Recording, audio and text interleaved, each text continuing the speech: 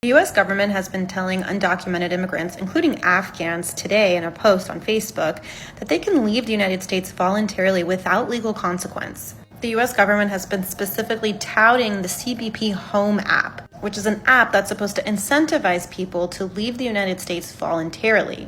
But what they're not saying could ruin the future chances of so many people who may want to come back to the United States. So the government's messaging on the CBP HOME app has been extremely misleading. While they claim that individuals can leave the U.S. voluntarily and go as far as saying that they could come back legally, that simply is not true in most cases. The reality is that the vast majority of people who voluntarily depart the United States will be banned from coming into the country for 3 or 10 years or more.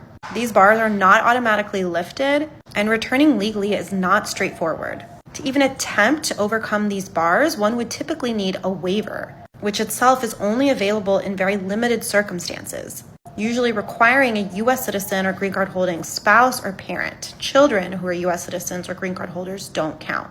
On top of that, the U.S. government just promoted the CBP HOME app to Afghans today.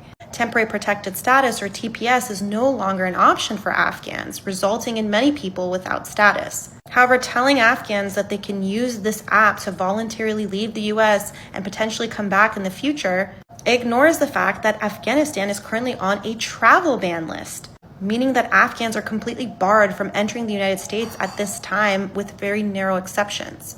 So having said that, people should strongly consider what options remain for them within the U.S. before making a decision to depart. It's really important for people to understand that they not be misled into the thinking that there is a free pass to come into the U.S. should they depart through the CBP HOME app. There simply is no simple or safe pathway back for a majority of people. It's not a free pass. It's always important to get legal counsel about your specific case. And for more immigration news and information, feel free to give us a follow.